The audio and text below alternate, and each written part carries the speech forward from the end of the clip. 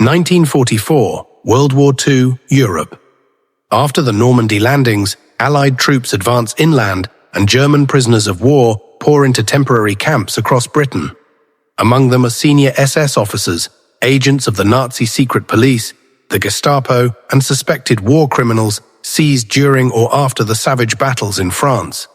To gather critical intelligence, British military command creates a web of secret interrogation centres. One of these lies in central London, concealed behind the tall walls of a refined townhouse close to Hyde Park, where countless Nazis face beatings, sleep deprivation, and hunger.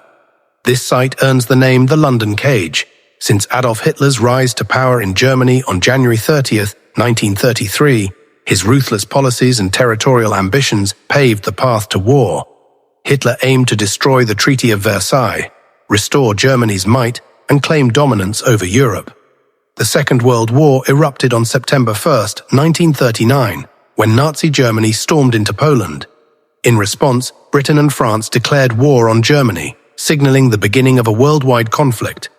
In the following months, German armies launched swift and destructive offensives across Europe, crushing Denmark, Norway, the Netherlands, Belgium, and finally France. By June 1940, most of Western Europe was under Nazi rule, and Britain stood alone. On July 10, 1940, the German Air Force, the Luftwaffe, began a massive aerial assault on the United Kingdom in what became known as the Battle of Britain. For months, German bombers and fighters pounded British airfields, harbours and cities, including London, Birmingham and Coventry, seeking to secure air dominance before a possible invasion. Against the odds, the Royal Air Force stood strong, and by October 1940, Hitler had no choice but to abandon his invasion plans. Britain remained unbroken, as its people endured the air raids with courage, and the nation emerged as a symbol of defiance against Nazi Germany in Western Europe. While the Battle of Britain raged overhead, the British Secret Service quietly established a top-secret interrogation site in the very centre of London. 3 adjoining luxury mansions on Kensington Palace Gardens, one of the city's most exclusive streets, often called Millionaires' Row, were seized and converted into what came to be known as the London Cage. Surrounded by embassies and aristocratic residences, including the Russian embassy next door, it appeared an improbable location to imprison and interrogate German prisoners of war. Yet behind the polished Victorian exteriors, British intelligence officers conducted relentless questioning of high-value captives, men who had resisted ordinary interrogation at other camps across Britain. At the London Cage, they were given what the authorities termed special intelligence treatment, a system designed to crush their resistance. Though technically a transit camp, it was never registered with the Red Cross because on paper it did not exist. The London Cage was operated by MI19, a little-known division of the War Office tasked with extracting intelligence from captured enemy soldiers. Very few outside this branch understood what occurred behind the barbed wire fence enclosing the 3 requisitioned houses. Inside, the site could accommodate up to 60 inmates at once and processed a total of 3,573 men throughout its operation. Of these, over 1,000 faced war crimes charges, with many later executed. Although it initially targeted German military officers, after the war the cage also confined civilians and suspected Soviet agents, including some individuals who had only recently been freed from Nazi concentration camps. At the center of this hidden facility stood Lieutenant Colonel Alexander Scotland, a man whose past made him uniquely suited for the role.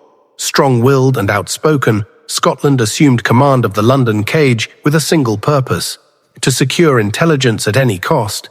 The site contained 5 interrogation rooms manned by roughly 10 officers and a dozen non-commissioned officers who worked as interpreters and interrogators.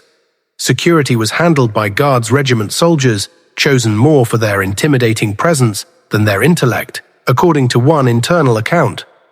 Many interrogators spoke fluent German and relied on psychological tricks to unsettle their captives. Some even dressed in Soviet uniforms to exploit the deep fear German prisoners felt toward the Red Army. On arrival, new detainees were personally greeted by Scotland, who quoted Dante's Divine Comedy, "Abandon all hope, ye who enter here." In a draft memoir he later wrote, "If any German possessed information we required, it was always extracted from him in the end." The techniques used to extract such intelligence have since faced heavy scrutiny. Prisoners were kept standing at attention for as long as 26 hours. They endured staged executions, deliberate sleep deprivation, and hunger. Some were forced to kneel for hours while guards struck their heads. Others were whipped, drenched with cold water, or locked in freezing showers. Certain cells were constantly watched, and guards knocked on doors every 15 minutes to make rest impossible. In some instances, electric shocks were also applied. At the core of this clandestine site stood Lieutenant Colonel Alexander Scotland, a man whose past seemed almost tailor-made for the position. Bold and outspoken, Scotland assumed control of the London cage with one clear directive: to obtain intelligence at any cost. The facility contained 5 interrogation chambers, staffed by about 10 officers and a dozen non-commissioned men who served as interpreters and questioners. Security was handled by Guards Regiment soldiers, selected more for their daunting stature than for their intellect, according to one internal report. Many of the interrogators were fluent in German and relied on psychological pressure to wear down their subjects. Some even dressed in Soviet uniforms to exploit the deep terror German captives felt toward the Red Army. When new prisoners arrived, they were greeted personally by Scotland, who quoted Dante's Divine Comedy. "Abandon all hope, ye who enter here." In a draft memoir, he later reflected, "If any German possessed information we required, it was always extracted eventually." The measures employed to secure such intelligence have since been heavily examined. Prisoners were made to stand at attention for as long as 26 hours. They endured mock executions, deliberate sleep deprivation, and enforced hunger. Some were forced to kneel for hours while being struck on the head. Others were whipped, drenched with icy water, or locked inside freezing showers. Certain cells were constantly monitored, with guards banging on doors every 15 minutes to prevent rest. In some instances, electric shocks were also administered. Testimonies from witnesses and former inmates further reveal the harshness of the treatment. Tony Whitehead, who later became a psychiatrist in Brighton, recalled an episode during the war when, as a young airman, he delivered a defiant SS sergeant to the cage. On arrival, he saw a German naval officer in full-dress uniform scrubbing the entrance hall floor while a huge guardsman casually rested his boot on the man's back, smoking as he watched. When Whitehead returned 3 days later, the prisoner was utterly broken, barely lifted his eyes, and addressed him simply as "Sir." Another vivid account came from SS Obersturmbannführer Fritz Knöchlein, who arrived at the London cage in October 1946. Knöchlein was already a condemned war criminal, found guilty of organizing the slaughter of 124 British soldiers, including 98 from the Royal Norfolk Regiment during the Dunkirk retreat in May 1940. Facing execution, he alleged that he had been stripped to pajama trousers, kept awake for 4 days, denied food, and beaten repeatedly by guards. He further claimed he was forced to exercise until he collapsed, drenched with cold water, and confined in a freezing shower with jets blasting from several directions. On another occasion, he was marched into the gardens and made to run endless circles while carrying heavy logs.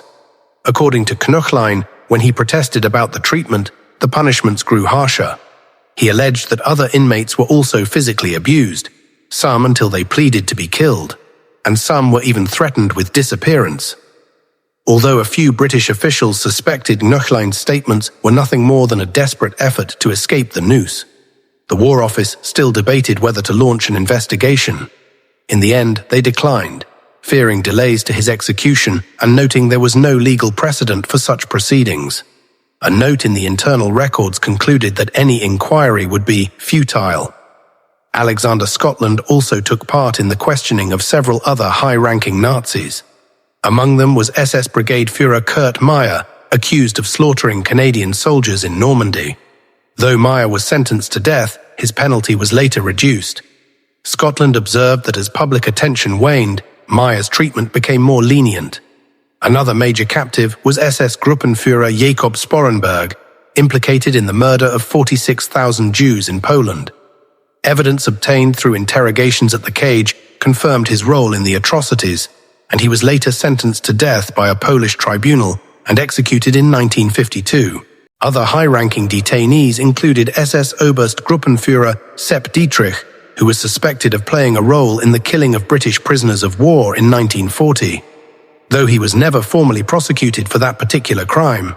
In 1947 and again in 1948, new reports of torture emerged, this time linked to the interrogation of 21 Gestapo and police officers tried for the murder of 50 Royal Air Force men after the famous escape from Stalag Luft 3. During the Hamburg proceedings, witnesses alleged that prisoners had been deliberately starved, beaten, soaked with freezing water, and threatened with electric shocks. One of the accused, Erich Zacharias, was convicted on the strength of a confession he later insisted was given only under extreme psychological pressure. Nevertheless, 20 of the 21 defendants were found guilty, and 14 were executed, Zacharias among them. In 1946, the Red Cross learned of the cage after it was mistakenly listed among prisoner of war camps. When they asked to inspect, British officials refused. Scotland explained that the men held there were not POWs, but war criminals. When the Red Cross was finally permitted to visit more than a year later, they noted that while no illegal equipment was visible, the inmates appeared visibly intimidated. 10 of the frailest prisoners had been discreetly moved out the day before the inspection. The Red Cross pursued the matter no further, reportedly assured by Britain's promise to shut the facility. The London cage was almost certainly closed in late 1948, prompted by medical reports from Hamburg and Bremen about inmates transferred from the site and by rising concerns within Prime Minister Clement Attlee's government. There were fears that news of ill treatment, especially of suspected operatives of the Soviet NKVD, might reach Moscow and spark a diplomatic crisis during an already fragile Cold War climate. Lieutenant Colonel Alexander Scotland eventually wrote a memoir about his time at the London cage. Initially blocked by the War Office, who worried it would damage the standing of the British Army and the government, the book was released 7 years later, only after heavy censorship. The original draft detailed violent interrogation practices and suggested they were tolerated, if not quietly approved, by certain senior officials. Even now, the uncut version remains one of the most disputed accounts of British intelligence activities during and after World War II. Thank you for watching the World History Channel. Don't forget to like, subscribe, and click the bell icon so you never miss an episode. We appreciate your time, and we'll see you in our next video.